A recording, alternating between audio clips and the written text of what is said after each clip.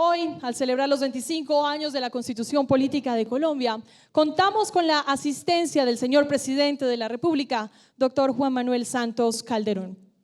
Queremos saludar a nuestra audiencia que nos sigue en vivo a través de Canal Institucional, también a la audiencia que nos sigue en vivo a través de Canal Teleantioquia enlazado con nosotros y vía streaming a través de nuestras páginas web www.presidencia.gov.co, www.corteconstitucional.gov.co y www.ramajudicial.gov.co. Esta transmisión es posible gracias a los servicios del SENDOC.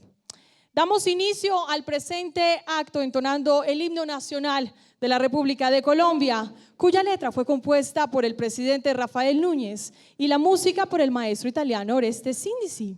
Hoy es interpretado por la soprano Carolina Rendón.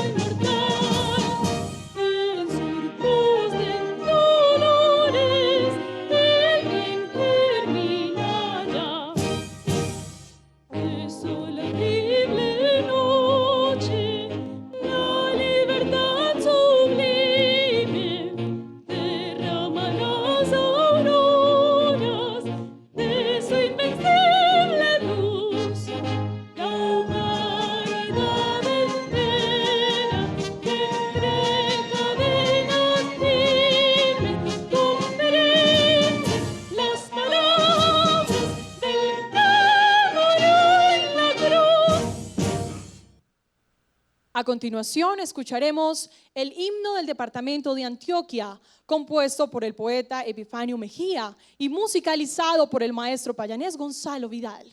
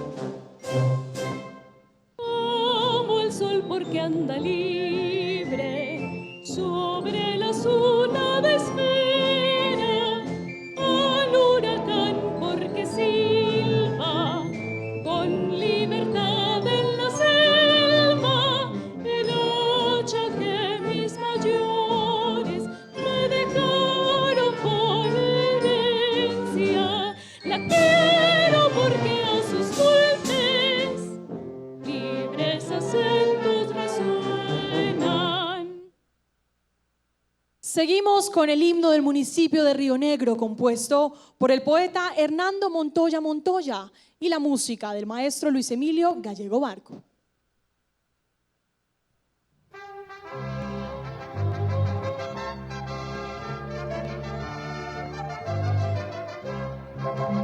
Rionegreros, las voces alcemos con clarines del alma inmortal para el canto de amor a Río Negro, que es la cuna de la libertad. Convivamos en paz, rionegreros, compartiendo la lucha y el pan, y queriendo a Río Negro con hechos, con orgullo, con fe y dignidad.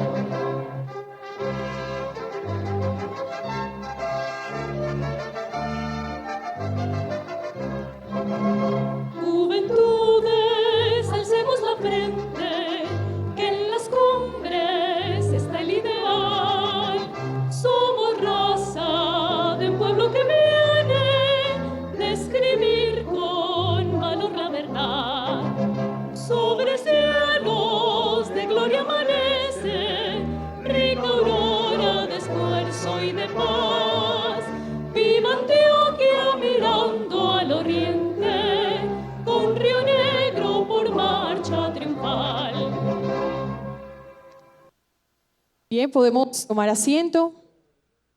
Agradecemos la interpretación de la soprano Carolina Rendón.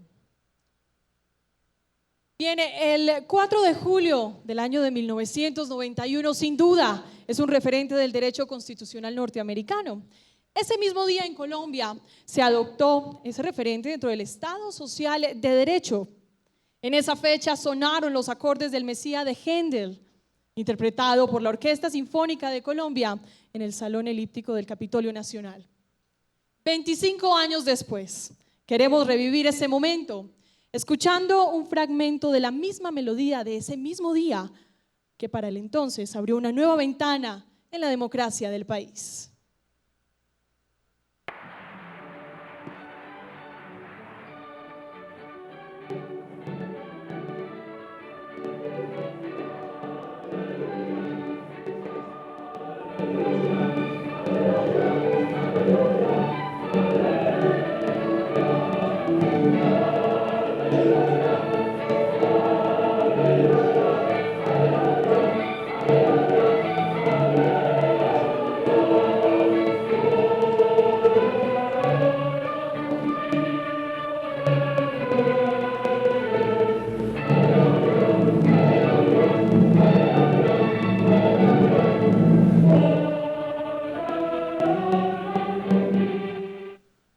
Sin duda emocionante este audio. Señoras y señores, a continuación se dirige a ustedes el señor presidente de la República, doctor Juan Manuel Santos Calderón.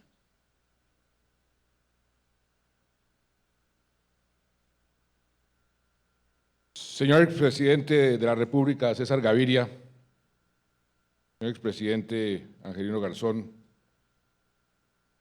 su esposa Montserrat, señora presidenta de la Corte Constitucional, María Victoria Calle, su querido esposo Gustavo, señor presidente del Congreso, Luis Fernando Velasco, señora presidenta de la Corte Suprema de Justicia, Margarita Cabello, señor presidente del Consejo Superior de la Judicatura, José Agustín Suárez, señor ministro de Hacienda, Mauricio Cárdenas, señor ministro de Justicia y del Derecho, Jorge Londoño, señor fiscal general de la Nación encargado, Jorge Perdomo, señor defensor del pueblo encargado, Alfonso Cajiado, señores expresidentes de la Asamblea Nacional Constituyente, Horacio Serpa, su esposa Rosita y senador Antonio Navarro, señor gobernador de Antioquia, Luis Pérez, señor alcalde de Río Negro, Andrés Rendón, su esposa Susana,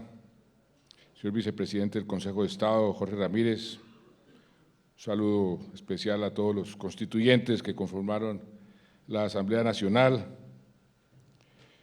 excelentísimo Monseñor Darío Gómez, rector de la Universidad Católica del Oriente, señores magistrados de la Corte Constitucional, magistrados y conjueces de las altas cortes que nos acompañan, funcionarios del Gobierno Nacional, señor auditor general de la República, Carlos Felipe Córdoba, señores senadores, señores representantes que hoy nos acompañan, señores comandantes regionales de nuestro ejército, de nuestra policía, señores exmagistrados de las altas cortes, señores integrantes del gabinete departamental y municipal que nos acompañan, un saludo a la soprano Carolina Rendón, a los invitados especiales, a los amigos de los medios de comunicación, señoras y señores.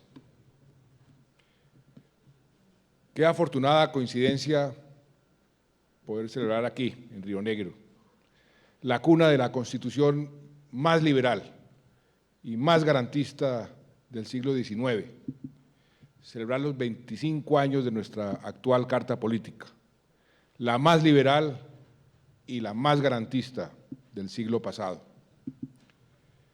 El mensaje libertario, igualitario, de ambas constituciones ha sido faro para el desarrollo de nuestra vida republicana.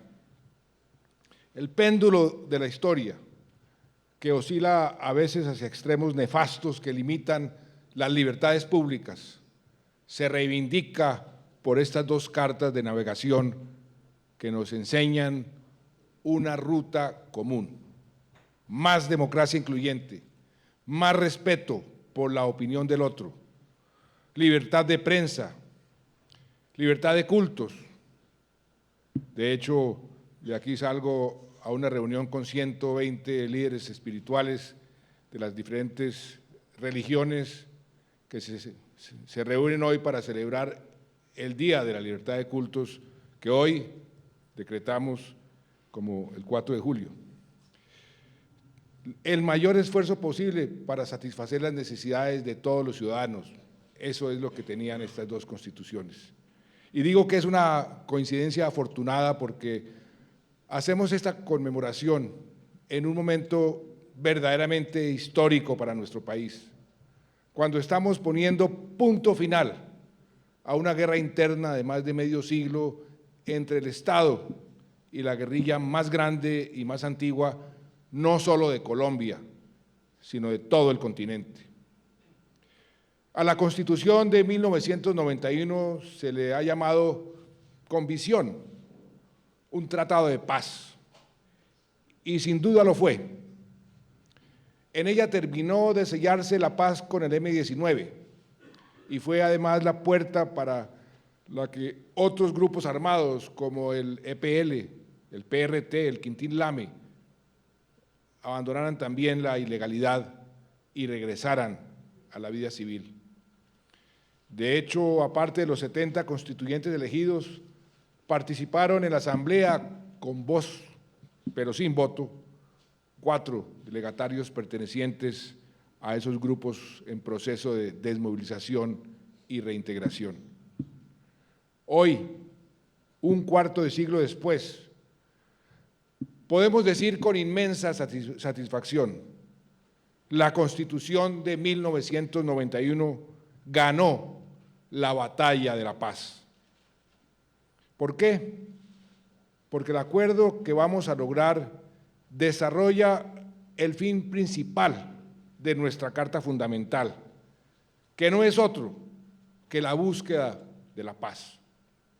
Estamos completando la tarea que nos fijamos hace 25 años.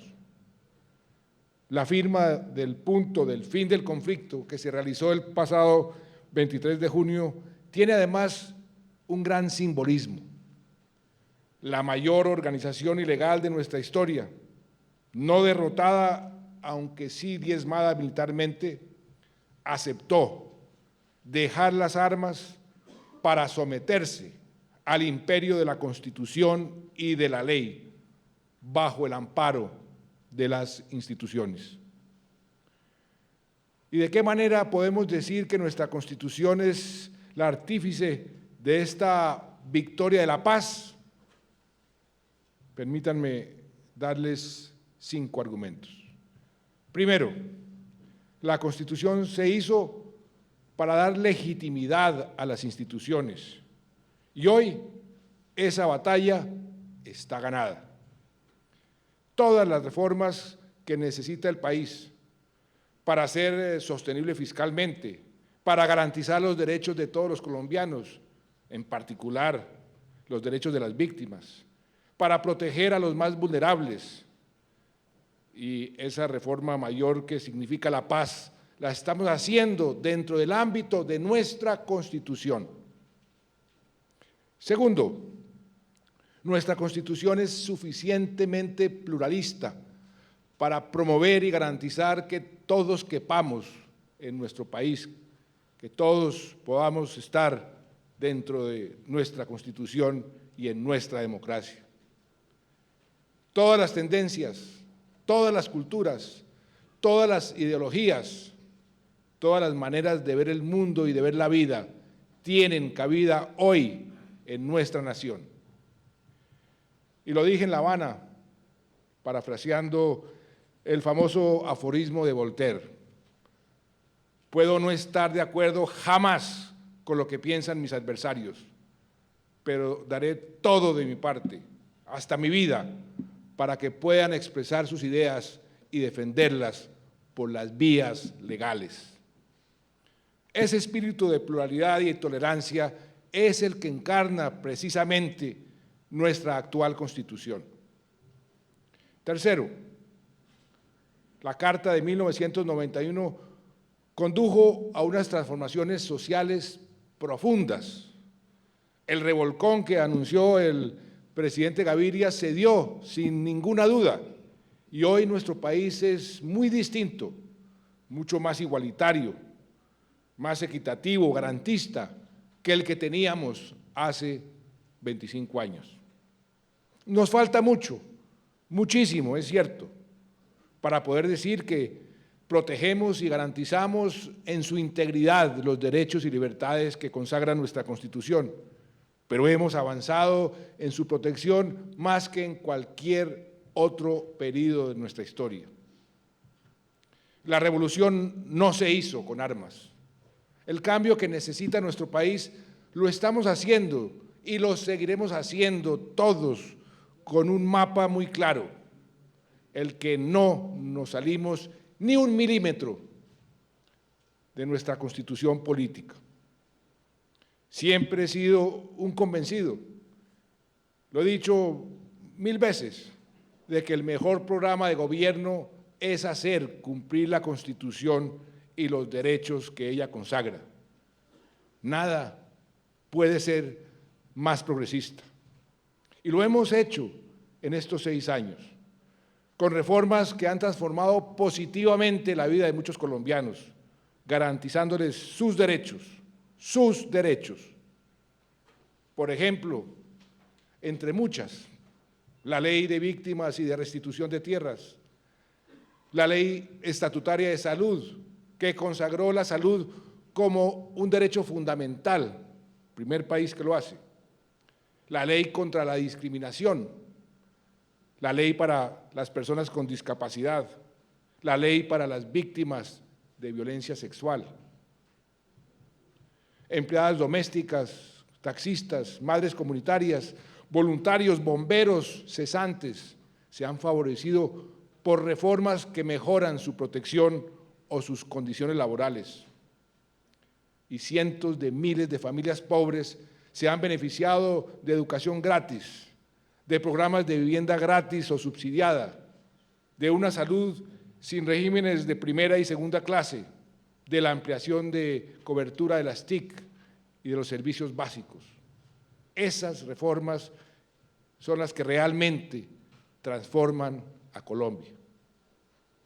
Cuarto, otro avance que hay que destacar, reconociendo también que falta mucho, es el de la democracia participativa. Cada vez más los colombianos se empoderan de las decisiones que afectan su vida y su futuro. Los mecanismos de participación popular, como el plebiscito que esperamos convocar para refrendar los acuerdos de paz, dan al pueblo un nuevo poder que antes era impensable. Y por supuesto la tutela, a la que me referiré más adelante. Lo que hemos visto, gracias a la Constitución que hoy celebramos, es la participación cada vez mayor de los que siempre han sido excluidos de las decisiones de la vida nacional. Y quinto, quiero resaltar que nuestra Constitución le dio plena legitimidad al monopolio del uso de las armas por parte del Estado, una consecuencia lógica del fortalecimiento de la legitimidad democrática.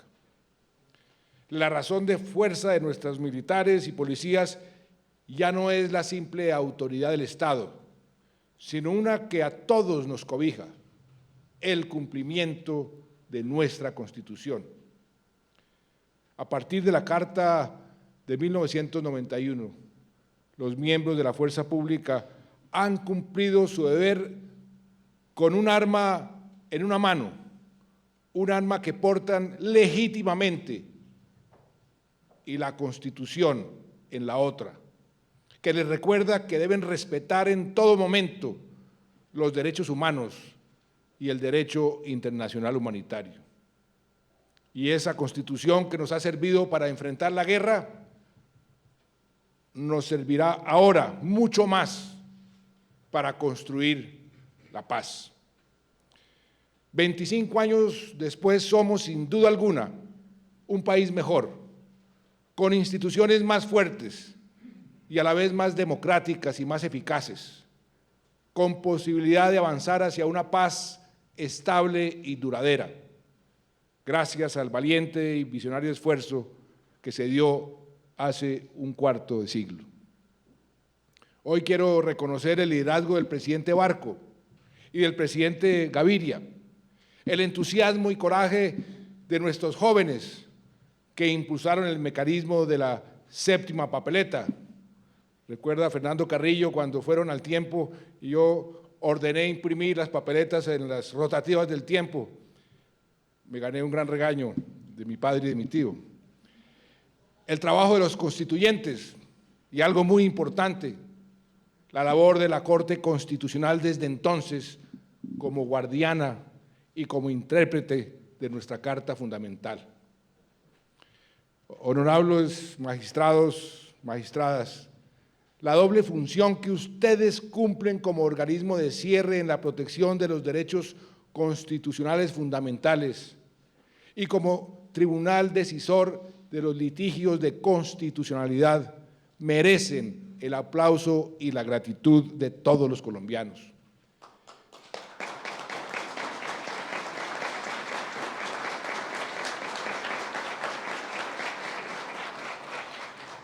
En ocasiones podemos tener discrepancias sobre algunos temas, pero como presidente de la República no dudo en afirmar que la jurisprudencia que han desarrollado desde comienzos de los 90 ha dejado un balance muy positivo al país.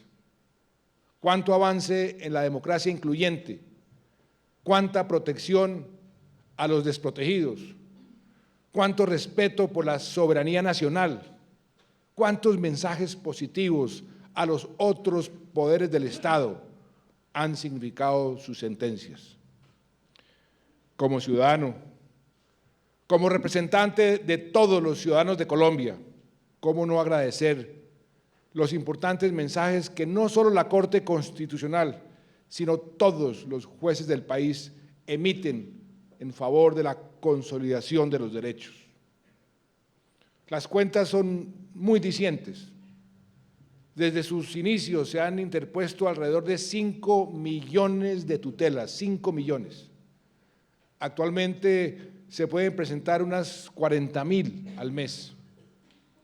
Si tenemos en cuenta que cada vez que ustedes, y me refiero a todos los jueces, resuelven una acción de tutela a favor de un ciudadano, al menos hay 4, 5 personas que están atentas a su resolución, el hermano, la mujer, el hijo. Entonces podemos decir que unas 25 millones de personas se han beneficiado de su jurisdicción, la mitad de nuestra población. Gracias, muchas gracias en nombre de todos ellos.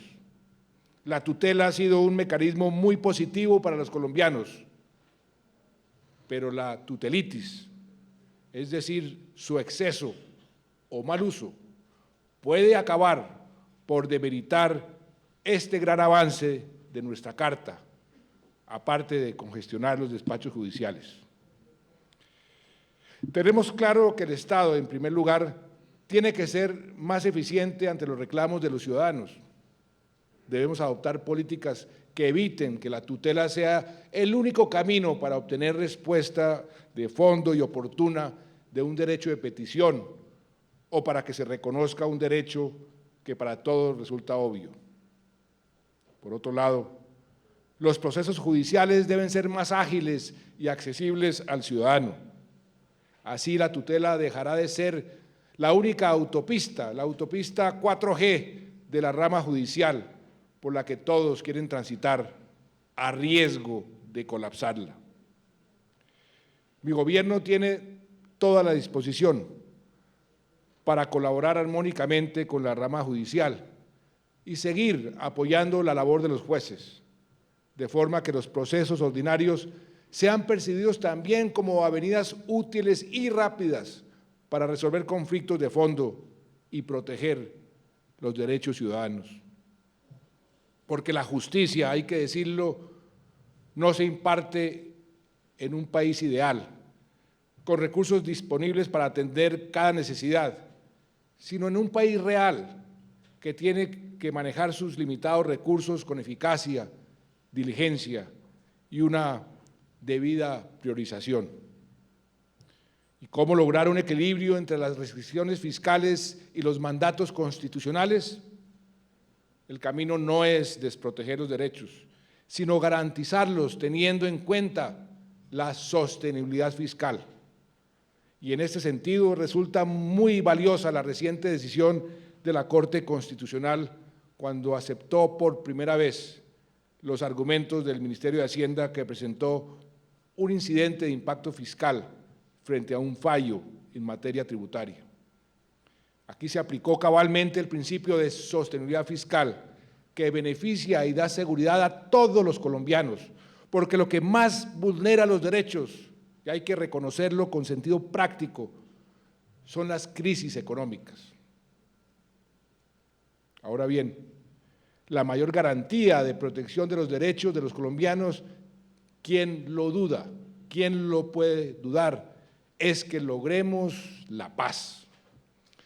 De ahí la trascendencia del acuerdo que se firmó el 23 de junio en La Habana, que nos debe llevar en breve término al acuerdo final para la terminación del conflicto y la construcción de una paz estable y duradera.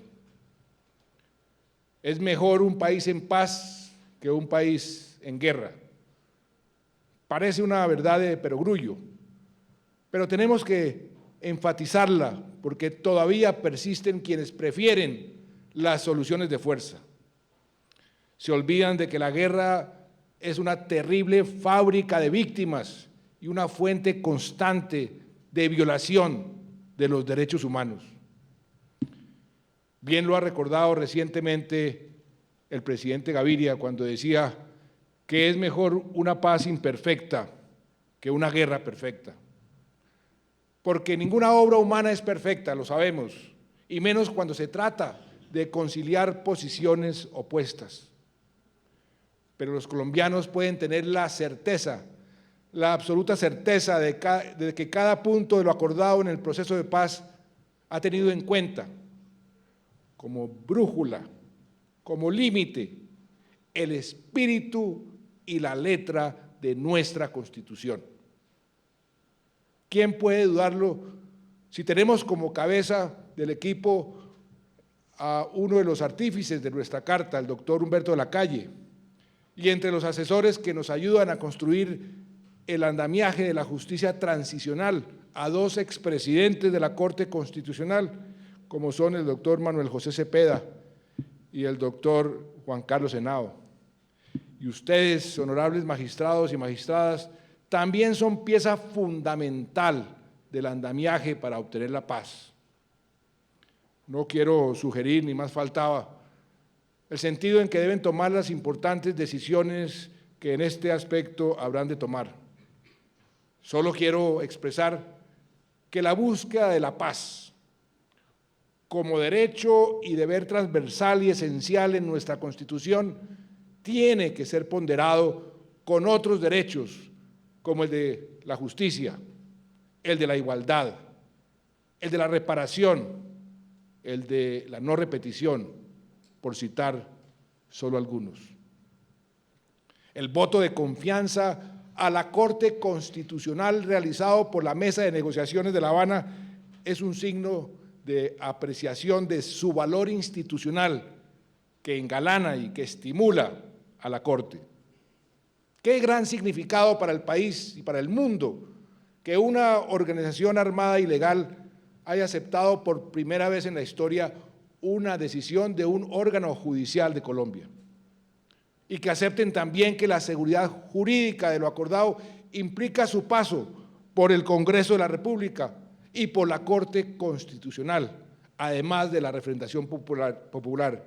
Eso es una clara muestra de acatamiento a las instituciones. Qué bueno saber que estamos otra vez en la historia de Colombia en manos de las sabias decisiones que ustedes han tomado y habrán de tomar. Y permítanme terminar con una reflexión. La Constitución de 1991 se hizo en uno de los momentos más difíciles de nuestra historia republicana, con la violencia exacerbada y el narcotráfico convertido en una amenaza a la seguridad nacional.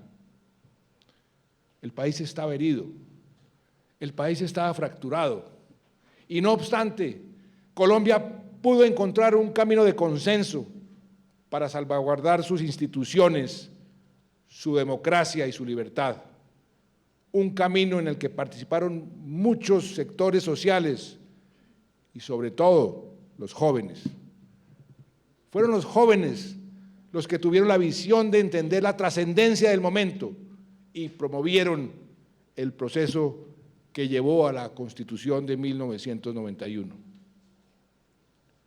Ahora también estamos superando momentos de adversidad y queremos hacerlo nuevamente de la mano de los jóvenes, porque la paz que buscamos es precisamente para ellos, para las nuevas generaciones de ciudadanos.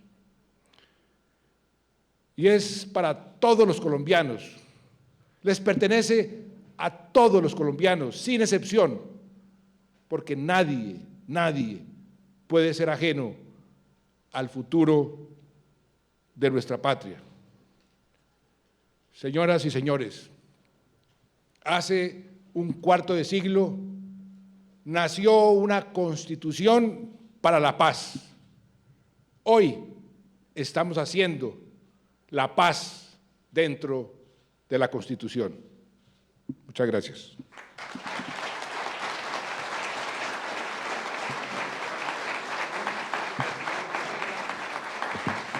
Gracias, señor presidente. Recibamos a continuación al señor gobernador de Antioquia, al doctor Luis Pérez Gutiérrez, quien con su generosidad ha hecho posible que este evento se realice.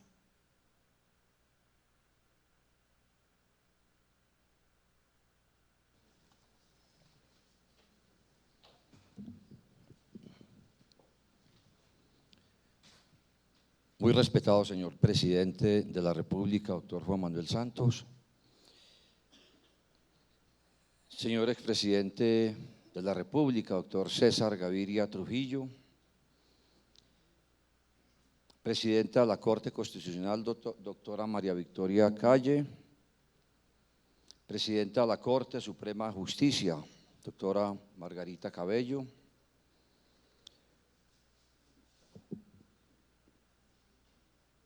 codirector y exconstituyente, codirector del Partido Liberal y exconstituyente, doctor Horacio Serpa Uribe, honorable senador Antonio Navarro Wolf, señor alcalde de este municipio de Río Negro, doctor Andrés Julián Rendón, señor vicepresidente del Consejo de Estado, doctor Jorge Ramírez, Monseñor Darío Gómez, rector de la Universidad Católica de Oriente, muy admirados y respetados señores exconstituyentes, honorables magistrados de las altas cortes y organismos de control, señores congresistas y demás altas personalidades que nos acompañan en esta mañana.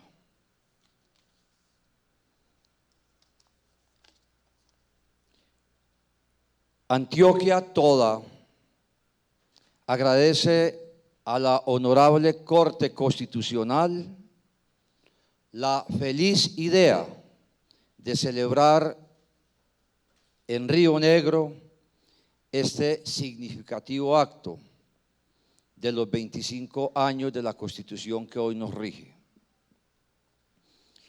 En esta emblemática Casa de la Convención nació la Constitución de 1863, uno, como lo dijo el señor presidente de la República, de los acontecimientos más importantes en la historia pasada, cuando se promulgó la Constitución de los Estados Unidos de Colombia. La de 1863 fue la Constitución de las libertades. Libertad política, libertad para expresar la manera de pensar, libertad de la palabra, libertad de imprenta, libertad de enseñanza, libertad para trabajar, libertad de culto, libertad para vivir. Podríamos decir que en 1863 se desenjaularon todas las libertades. Se regó el cuento que Víctor Hugo, desde Francia, manifestaba que la Constitución de Colombia de 1863 era para ángeles y no para hombres, por sus elevadas aspiraciones humanas. Nuestro Nobel García Márquez dice que lo de Víctor Hugo fue una bola que echaron a rodar sin fundamento. En el libro El amor de los tiempos de cólera decía: alguien dijo que Víctor Hugo había dicho, sin que nadie lo hubiera oído, que en realidad nuestra Constitución era para un país de ángeles y no de hombres. De todas maneras, haya sido o no cierto,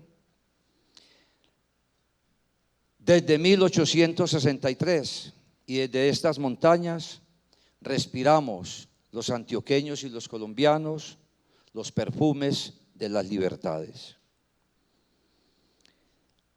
Leyendo anoche algunos documentos, me sorprendió que en nada gustó la Constitución de Río Negro al presidente Rafael Núñez, pues el 10 de septiembre de 1885 del Palacio Presidencial anunció textualmente: la Constitución del 63 ha dejado de existir, sus páginas manchadas han sido quemadas entre las llamas de la humanidad.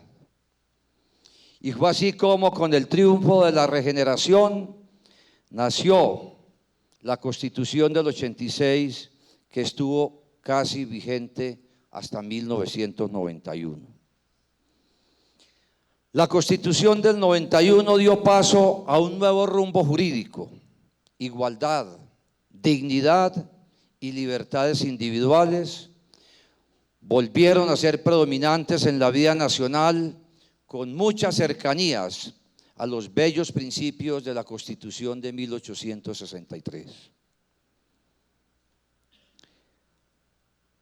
Para los que somos novatos en estos asuntos jurídicos y observamos de lejos los cambios que traen las normas, nos parece curioso cómo la evolución de las normas y de las leyes transforma el comportamiento social y la cultura ciudadana.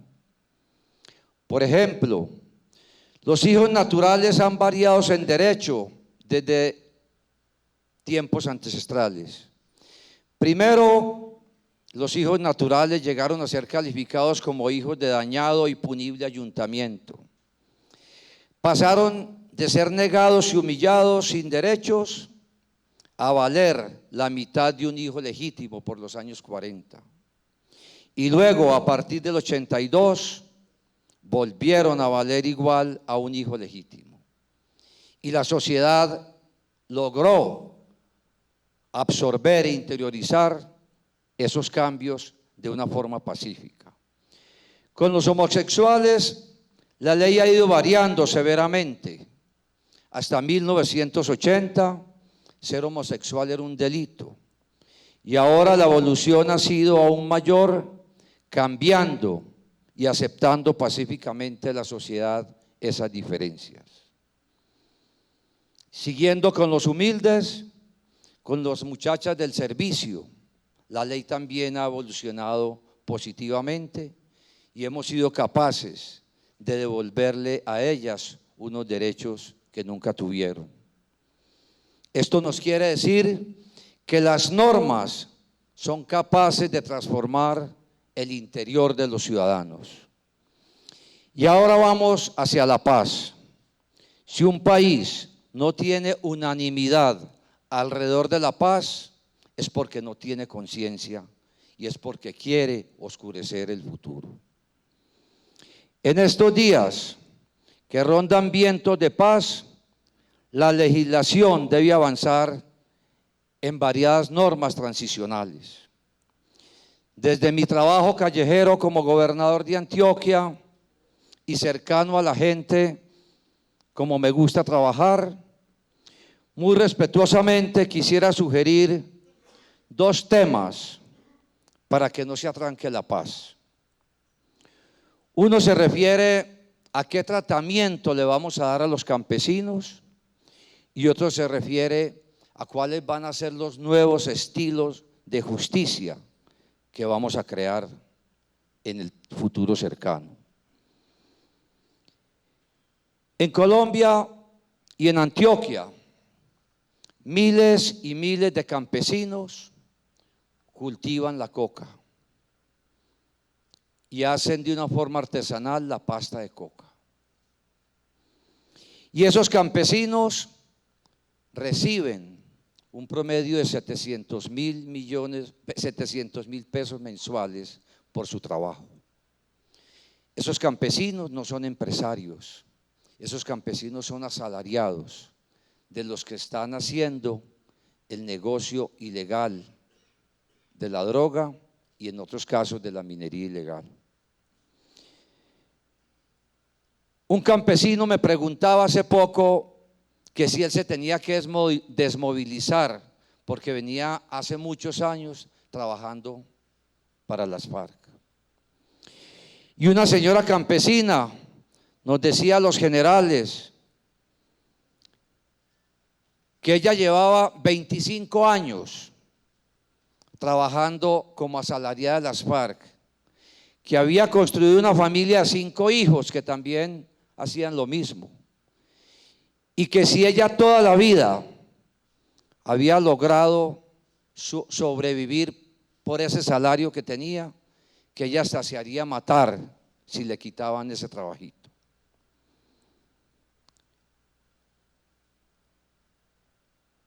Esto nos debe llevar a la reflexión si son esos campesinos víctimas o si son miembros de una cadena ilegal que eventualmente los organismos de justicia tendrían que judicializar. Y eso nos debe llevar a que prontamente hay que adecuar las normas en favor de esos campesinos, o si no será casi imposible que avance la paz. Y de otro lado, también en ese trabajo callejero de un gobernador, en las zonas de violencia y de guerrilla, la justicia es muy distinta a la que tiene la Constitución y a la que se ejerce en Colombia. Allá existe la pena de muerte, por allá se permite la tortura. Los problemas hogareños los resuelve la misma guerrilla o las bandas criminales. Los jueces laborales actúan de una forma diferente. Los permisos ambientales no los expide la guerrilla o las BACRIM, pero no las autoridades ambientales. Allá se permite la justicia por mano propia. Por eso, con respeto, sugiero que se necesitan nuevos estilos de justicia en este proceso de paz donde estamos todos comprometidos. Si la norma ha evolucionado para los hijos naturales, si la norma ha evolucionado para el trato a los homosexuales, si la norma ha evolucionado para tratar dignamente a las muchachas del servicio, en muchos otros casos, es necesario también que la norma evolucione para ayudar al señor presidente de la República a alcanzar la paz para Colombia. Finalmente, para celebrar los 25 años de la Constitución, con el mayor respeto y humildad, quiero dejar 2 inquietudes de ciudadano y de dirigente. El primero se refiere a los servicios públicos. Los servicios públicos en la vida moderna se meten cada vez más a la canasta familiar. Para los estratos bajos, el gasto en servicios públicos es cerca del 22% de sus ingresos. Y ellos destinan solamente el 11% para educación. Muy lamentable que en un país se invierta el doble en servicios públicos que en educar a sus hijos. Esa evolución que han tenido los servicios públicos demanda que el Congreso de la República se apersone nuevamente de legislar sobre servicios públicos. Desde 1962, el Congreso de la República delegó en la CREC y en otras pequeñas instituciones dirigir la política de los servicios públicos. La CREC y otros pequeños organismos legislan como si fueran el Congreso de la República. Hacen y deshacen ante la angustia de los ciudadanos.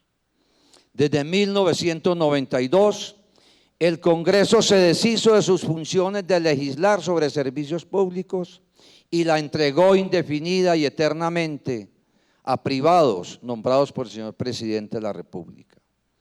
No parecería ser el objetivo de la Constitución, no parecería ser el espíritu de la Constitución permitir que el Congreso de la República se deshaga de por vida de esa función tan importante de legislar sobre servicios públicos. Y otro peligro que se viene consolidando en Colombia es el peligro de la recentralización. El señor presidente de la República, Juan Manuel Santos, con el Congreso y la Corte Constitucional, han hecho desarrollos certeros sobre los derechos sociales de los ciudadanos. Pero esos derechos, para cumplirlos, requieren recursos. Y ante las dificultades temporales económicas del gobierno y ante una corrupción cabalgante que se lleva gran parte de los recursos públicos, a las regiones les están entregando multitud de funciones y competencias sin presupuestos. En salud, por ejemplo, estamos caminando casi que a una recentralización que por ende nos puede llevar a una crisis nacional. Si no se defienden las regiones, podríamos estar llevando el país a una recentralización que es la negación de la Constitución. Tenemos entonces en Colombia historias de guerra. Nos toca ahora construir las historias de paz. Alcanzar la paz es una tarea también de las normas. Necesitamos alistarlas para que logremos la paz. Y algo que puede ser más importante para terminar, los que trabajamos pensando en el futuro, creemos que la mejor manera de honrar los 25 años de la Constitución colombiana es pensar y desarrollar normas y acciones que impidan que en el país nazcan nuevas guerras. Muchas gracias. Gracias, señor gobernador. Y invitamos a continuación a este atril al alcalde de Río Negro, a quien también queremos agradecer y aprovechar esta oportunidad por permitirnos estar en este lugar común sin escritura referente histórico para el país. A continuación, el alcalde de Río Negro, el señor Andrés Julián Rendón Cardona.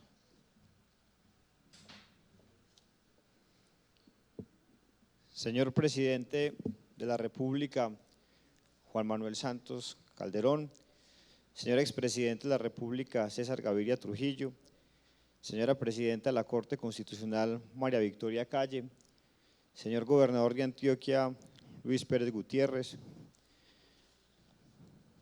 Susana, ilustres visitantes. Agradezco en nombre de los ciudadanos de Río Negro a la hija predilecta y guardián de la Constitución de 1991, la Corte Constitucional, haber escogido nuestro municipio para conmemorar su nacimiento. Una vez más, nuestro terruño se hace merecedor del honroso título como cuna de la libertad. A esto contribuye en este magno acto la Constitución de Ángeles de 1863, la rebeldía patriótica de Córdoba en 1829, nuestra independencia como ciudad en 1813 y el acto de humanidad y compasión de Javiera Londoño al libertar sus esclavos en 1766. Sea este el espacio para reivindicar victorias en construcción de nuestra democracia liberal, tan propias de la Constitución del 63 y por fortuna incorporadas en la Carta del 91, a fin de evitar el despotismo y la generación de violencias futuras tan proclives a incubarse en un espacio de riqueza natural como lo es Colombia y donde aún fallamos en lo más caro a cualquier Estado, que es el control definitivo del territorio. La igualdad ante la ley para proteger a los más humildes y contener a los usurpadores del poder legítimo. La justicia pronta y oportuna para disuadir a los criminales, al igual que el monopolio de las armas. La protección de los derechos de propiedad, tan definitivos en la vigorización de la economía.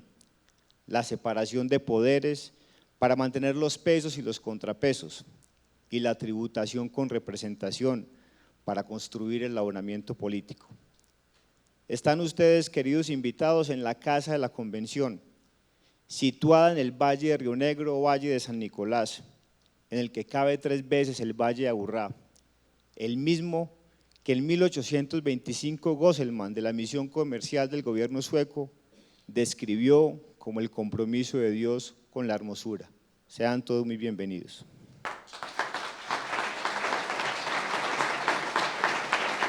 Muchas gracias, alcalde. Pues bien, tras el magnicidio del líder político Luis Carlos Galán en el año de 1989, el inconformismo se apoderó de los jóvenes y los estudiantes, quienes para ese entonces promovieron un nuevo instrumento que cambiaría la democracia en Colombia. A esto se le conoció como el movimiento de la séptima papeleta. Veamos el siguiente video que ilustra sobre el momento histórico de la Marcha del Silencio.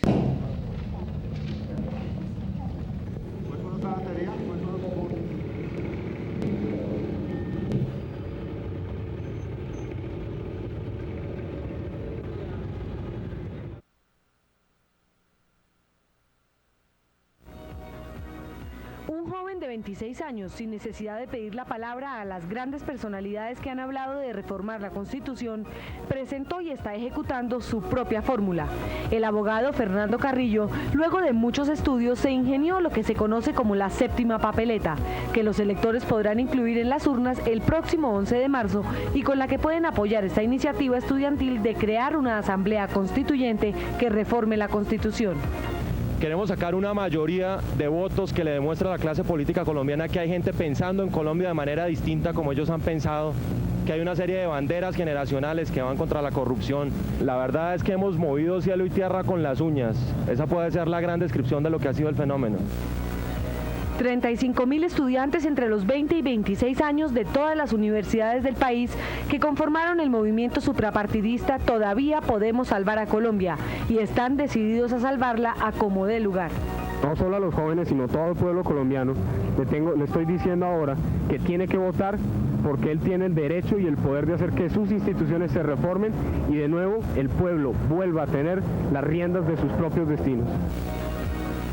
Los que conforman este movimiento estudiantil son los únicos que piden votos para Colombia, no para ellos. Pues bien, en 1991 el entonces presidente de la República, el doctor César Gaviria, fue uno de los principales conductores del poder ciudadano para promover un cambio social y político que se palpaba en la atmósfera. Es por eso que a continuación nos explica cómo fue ese proceso constituyente. Así, doctor, sea bienvenido a este trecho.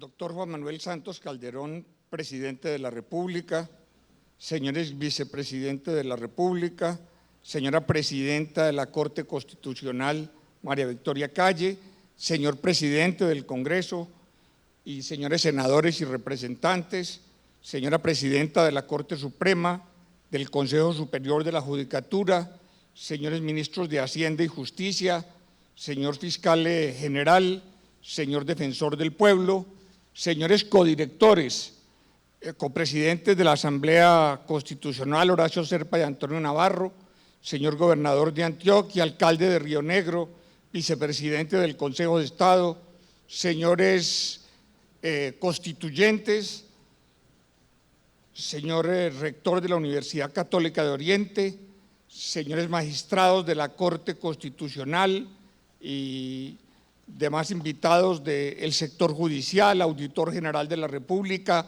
autoridades militares, señores invitados especiales, los exfiscales de la República aquí presentes, señoras y señores.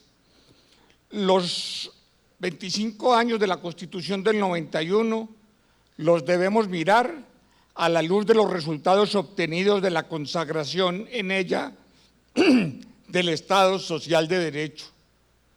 A mitad del gobierno Barco, no solo se percibía un notable deterioro del orden público, sino de los instrumentos de excepción, como el artículo 121 de la Carta, que ya no intimidaba a nadie y había perdido toda su fuerza normativa por su abuso permanente y por los fallos de la Corte Suprema que los quiso limitar. Recién iniciado el gobierno, ya las mafias habían asesinado a don Guillermo Cano, que llevaba el estandarte de la justicia después del desangre que se inició con la muerte de Rodrigo Lara. Y esto ocurría a pesar de que en 1987, frente a la dramática impotencia del Estado, habíamos creado la Jurisdicción de Orden Público. La Sala Constitucional de la Corte nos lo permitió y estirando desde luego al máximo el uso de los mecanismos de excepción.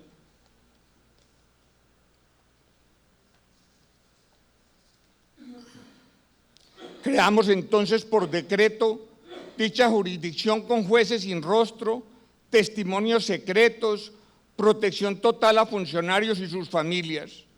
Recogimos buena parte de la legislación antimafia italiana. A la violencia de la guerrilla y el narcotráfico se sumaba una nueva de enorme intensidad que creció como espuma, la de los paramilitares en el Magdalena Medio y otras regiones de Colombia que ya habían iniciado sus masacres y sus acciones crueles y despiadadas.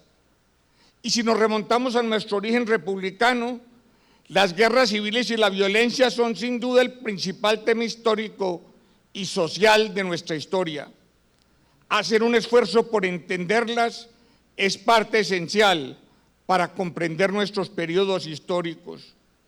Cuando se llegó el momento del primer centenario, la expresión del presidente entonces fue: no hay nada que celebrar. El siglo XIX fue un siglo de retrocesos y guerras civiles, y la guerra de los 1000 días y la pérdida de Panamá. Así terminó el siglo XIX.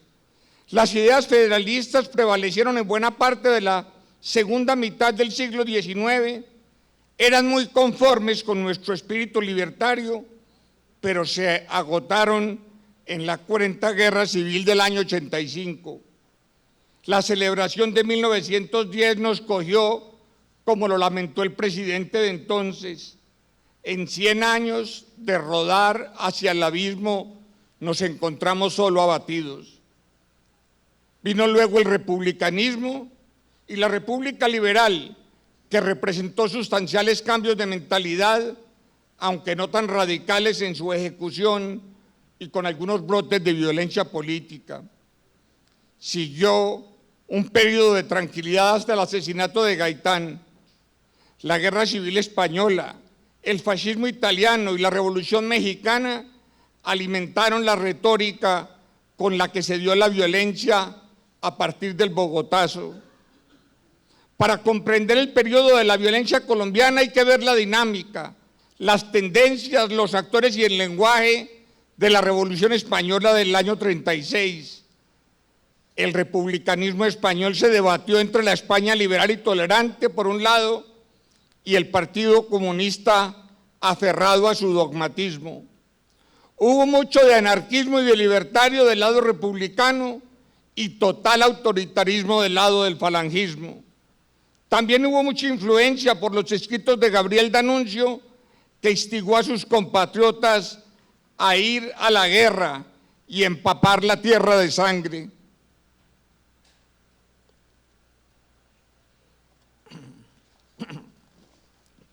A Dios también lo metieron en la violencia colombiana y él entra a las leyes, las casas y las escuelas. Unos porque querían el orden y otros porque decían defender la fe. Y la lucha de clases, la decisión religiosa y la lucha primaria por la tierra jugaron un papel determinante en la violencia. También hubo desviaciones de criminalidad y delincuencia común. Cuando hace poco celebramos el segundo centenario de la independencia, todos los historiadores encontraron en sus ensayos que ese espíritu libertario es lo que diferencia a Colombia del resto de América Latina. El rechazo a la autoridad, las colonizaciones siempre violentas, el Estado siempre débil. La población colonizadora sigue siendo indómita, por no decir algo anarquista. De tal situación, y me refiero a la violencia, salimos con el Frente Nacional, que fue un ejercicio de alternación en la presidencia, de reparto del poder y de inducción al perdón y olvido. Un momento de sensatez y reconciliación. Y el Frente Nacional fue como un bálsamo, pero dada la tradición de lucha armada, del derecho a rebelarse contra un orden injusto asumido por ambos partidos y el ejemplo del triunfo cubano, era explicable que la lucha armada fuera una alternativa plausible para muchos. Fue así como en el año 62 surgieron las FARC, al tomar el gobierno de entonces la decisión de eliminar lo que denominaba repúblicas independientes. Para romper esa dinámica, en 1988 empezamos a tramitar una reforma constitucional con la primera Carta de Derechos y, de nuevo, con la creación del sistema acusatorio y una poderosa fiscalía que ya era imprescindible para reemplazar la justicia secreta, cuya temporalidad de seguro era obvia e imprescindible para la Sala Constitucional de la Corte. De estos años ha faltado destacar que la combinación de las formas de violencia generó un verdadero martirologio de la justicia. Los asesinatos de Rodrigo Lara, de Carlos Mauro Hoyos, de decenas de magistrados y jueces, del presidente y 11 magistrados durante el holocausto del Palacio de Justicia, y en enero de 1989, el año más terrible de aquella guerra, fue asesinado al comienzo del año la esposa del presidente de Azonal Judicial del Valle. Y el 18 de enero, cerca del corregimiento de La Rochela, en Simacota, fue perpetrada por parte de un grupo paramilitar de Rodríguez Gacha, una masacre en la que murieron 12 de un total de 15 funcionarios judiciales que investigaban delitos en la zona. La justificación de la matanza de la Unión Patriótica es probable que tenga mucho más que ver con las ideas anticomunistas de la doctrina de la seguridad nacional que con deficiencias de la política de paz del presidente Betancourt. Esto se usaba como excusa, pero no era la verdadera razón. En julio del 89 fue asesinada la juez María Elena Díaz Pérez, que había confirmado la detención de Pablo Escobar y de Rodríguez Gacha, en continuidad con la orden de captura dada por la juez segunda de orden público, Marta Lucía González, a quien le asesinaron a su padre. Hubo grandes amenazas a los testigos y jurados de conciencia para que no actuaran con la independencia y objetividad debidas y que tuvieron que ver con los procesos contra el mexicano y Víctor Carranza por la muerte de Lara, de Guillermo Cano y del magistrado Vaquero Borda. En marzo del 89 asesinaron a José Antequera como parte del exterminio de la Unión Patriótica, y en ese atentado salió gravemente herido el precandidato liberal Ernesto Samper. Pero lo peor estaba por venir. Vino luego el atentado a Maza, la guerra de los esmeralderos, la guerra entre carteles, la muerte de la reina de la coca. El 17 de agosto, sicarios enviados por Escobar asesinan en Bogotá al magistrado Carlos Valencia por el crimen de Guillermo Cano y contra el mexicano por la muerte de Pardo Leal. Horas después habría de ser asesinado el coronel Vladimir Franklin Quintero, comandante de la policía de Antioquia, un luchador constante contra el narcotráfico. Al día siguiente se dio el crimen infame de Galán, a manos de quienes nunca dejó de denunciar, y se truncó una brillante carrera política y se frustraron las esperanzas de renovación que el joven líder santanderiano simbolizaba para millones de colombianos. El mundo en que vivíamos no era para nada respetable, daba asco, indignación, dolor de patria, pero debía ser posible acompañar al corajudo de Galán en esta especie de esperanza y de utopía. El país político, aunque ofertaba a gobernantes serios, vivía solo de preservar el poder, preservar el statu quo, evitando cualquier cambio político sustancial. Y sin reformas y sin ni voluntad política, razonaban que nada se podía hacer más que seguir avanzando a paso de tortuga en medio de aquella oleada de violencia. Nada deslegitima tanto las instituciones como la violencia desbordada. La séptima papeleta, Fernando, surge en estas semanas como una propuesta de los estudiantes. Todavía podemos salvar a Colombia, para reformar el Congreso, renovar la vida política, social y económica a través de una nueva constitución que desde entonces se esperaba fuera desarrollada por una constituyente. Aunque la papeleta no fue aceptada legalmente, sí se contó de manera extraoficial y finalmente la Corte Suprema reconoció la voluntad mayoritaria del pueblo colombiano, validando el voto. Simultáneamente arreció una guerra total del narcoterrorismo de Escobar y sus secuaces, la bomba del edificio del DAS, el derribo del avión de Avianca y bombas en todas las ciudades de Colombia.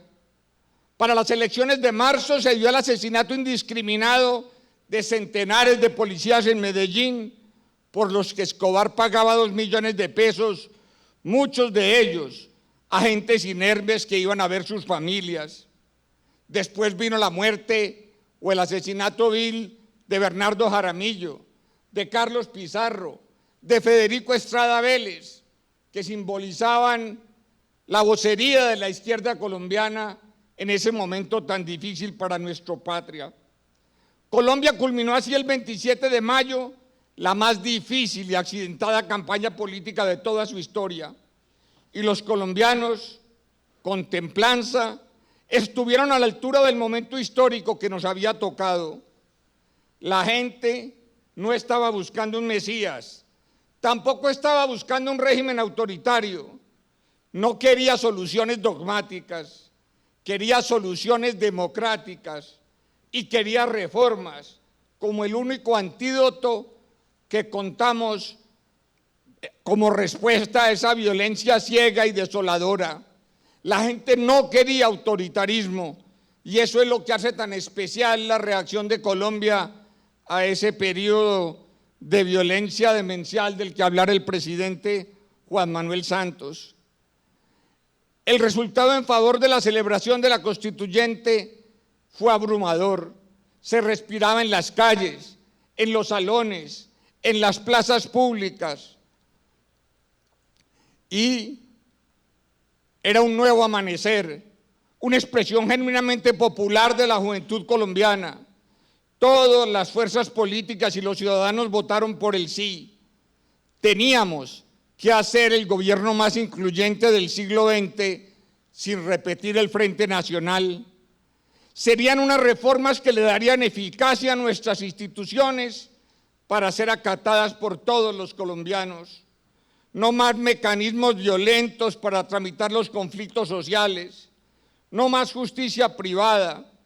La gente estaba cansada de tantas desviaciones, tantos abusos, tantas prácticas corruptas que le habían hecho un enorme daño a nuestra democracia y no era solo un mensaje contra los violentos de todos los pelambres.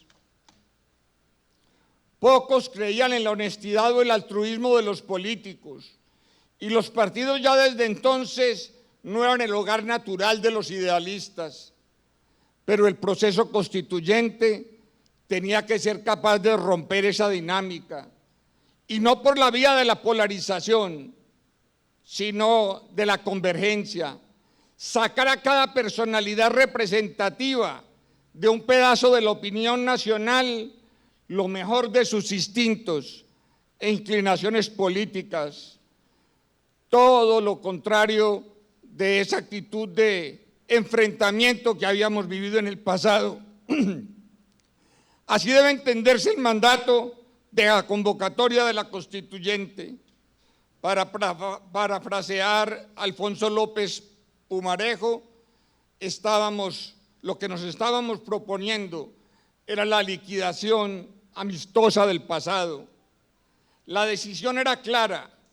Hoy vamos a redactar una nueva Constitución que sirviera de carta de navegación para el siglo XXI, que hiciera parte de una verdadera revolución productiva en beneficio de los jóvenes de Colombia de entonces. Nuestra Constitución centenaria fue siempre difícil de cambiar y la Corte Suprema había sido en extremo celosa de los procedimientos usados para su modificación. Los más protuberantes problemas a enfrentar eran la dificultad de encontrar un camino para hacer reformas a la justicia, para lograr la justicia constitucional que hoy tenemos y que representa la majestad de la Corte, para tramitar la tutela, para tramitar los derechos fundamentales y también para crear la Fiscalía General de la Nación. Ya señalamos cómo el don más valioso que podía dársele a Colombia era la paz, la convivencia, la tolerancia. A ella debíamos llegar de la única manera que garantiza que sea estable y duradera, por la vía de defender nuestros principios tutelares.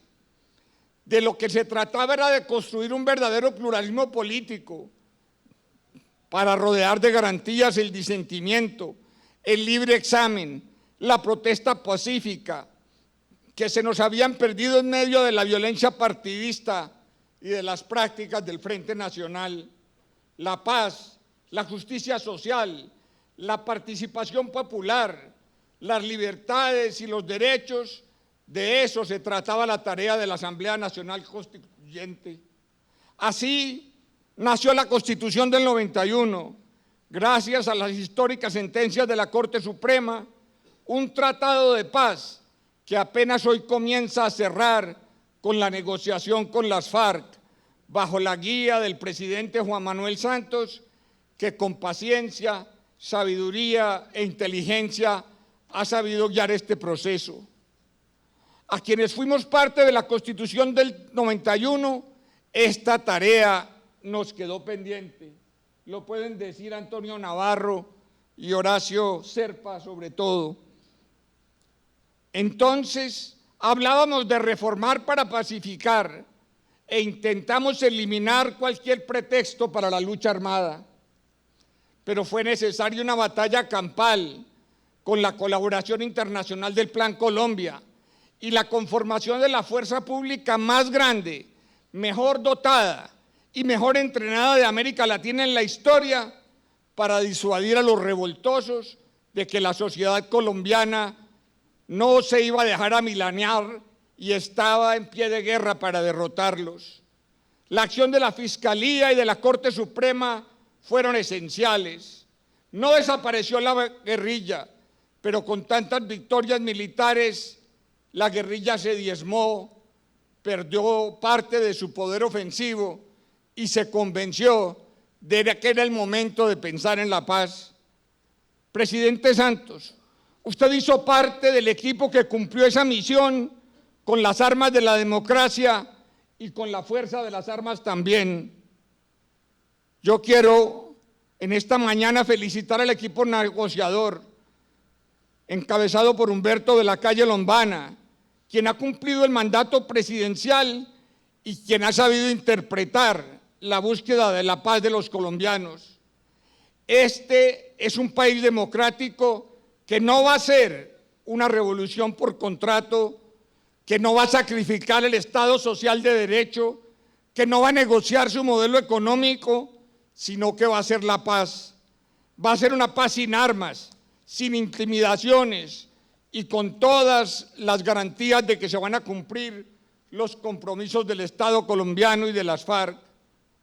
Lo que se firmó en La Habana no supone el fin de la guerra, es el fin de la guerra, no es la paz. Que se apaguen los fusiles no significa que hay reconciliación, ni que hay convivencia, ni que se han resuelto los problemas sociales. La paz hay que construirla. Por eso ahora viene un proceso de cumplimiento de los acuerdos, de recuperación de las zonas que han sido víctimas de la violencia por tantos años, del rescate de la tierra para los campesinos desplazados, de la aplicación de la justicia transicional a todos los protagonistas de la guerra y del desarme de los espíritus belicosos. Esta ha sido la guerrilla más grande en la historia de América Latina. Ponerle fin a ese fenómeno, presidente Santos, es una conquista absolutamente histórica. Y yo lo felicito por haber tenido la inteligencia y la agudeza para explorar la posibilidad de la paz con disciplina, con seriedad, con voluntad, aguantando todos los temporales. Usted nos ofrece un acuerdo de paz que, como usted lo ha recordado, yo lo he llamado imperfecto, pero que significa ni más ni menos que el fin de la guerra. Digo que es una paz imperfecta, porque muchos colombianos quieren esto, pero otros quisieran más, tienen expectativas más altas. La verdad, esto es lo que fue posible, y sobre esto es que nos vamos a pronunciar los colombianos. Yo respeto a los colombianos que quieren que los guerrilleros en la cárcel estén en una cárcel por 30 años, pero me pregunto, ¿en qué país del mundo se ha sentado una de las partes a negociar la paz y aceptar 30 años de cárcel? En ninguna, nunca. Así no se hace la paz. Es falso que desde la creación de la Corte Penal Internacional haya habido acuerdos más avanzados que los que ha logrado Colombia. Y yo me pregunto, ¿fue la paz con los paramilitares perfecta? Pues no, fue muy imperfecta. Y muchos de los paramilitares que confesaron delitos de lesa humanidad están en la calle porque su enjuiciamiento desbordó nuestra justicia. La sociedad colombiana quiere que se termine la guerra y quiere que se dé un tratamiento igual a todos los que participaron en la guerra, obviamente un tratamiento individualizado. Y si los guerrilleros culpables de lesa humanidad, de delitos de lesa humanidad, no van a ir a la cárcel con barras, ¿por qué temer que los empresarios iban a sufrir ese castigo? Si la inmensa mayoría de los paramilitares está gozando de libertad, ¿por qué los que colaboraron con intimidación sí lo van a hacer? Ellos están obligados ante todo a la verdad y a la reparación. No entiendo los temores que hay en este momento sobre la paz referida a la aplicación de la justicia transicional. Y quiero dejar una cosa clara: la paz en trámite no es perdón y olvido, es una justicia menos rigurosa, menos severa que la de las normas penales, y obviamente tiene que ser para todo el mundo. Yo creo que a los militares que están condenados o acusados por omisión los deben sacar de cualquier posibilidad de cárcel. Si los guerrilleros no van a estar en cárceles con barras, no vamos a querer a los militares en una situación así. Aquí los guerrilleros se van a someter a un tribunal, tienen que confesar sus delitos, y que quienes han cometido delitos atroces van a recibir una pena, y el que no confiese sus delitos tendrá 20 años en cárcel con barras. No existe una receta para el liderazgo, presidente Santos. Algunas veces provienen de personas que se amarran a su visión y sus principios, y otras son para quienes son más flexibles y pragmáticos. Pero al final se necesitan ambas cosas, principios y pragmatismos. Eso es lo que usted nos ha ofrecido con creces en estas negociaciones. Presidente Santos, qué satisfacción tan grande que usted termine y culmine la tarea de cerrar el ciclo de la Constitución del 91. Usted es un presidente que volvió a legitimizar el Estado en ejercicio de la autoridad y en su deber básico de proteger a los ciudadanos. El legado que usted nos deja es cerrar un proceso que cumple con todos los estándares de verdad, justicia, reparación, reconciliación y no repetición. A los escépticos que a veces nos desprecian o que dicen que somos ingenuos o cómplices, habremos de convencerlos, o los convencerá el paso del tiempo, de qué tan equivocados estaban y cómo eran sus temores de infundados. Yo creo que la Corte Constitucional va a comprender la trascendencia de la decisión histórica que va a tomar sobre el acto legislativo para la paz. Es una enorme responsabilidad. Manos a la obra.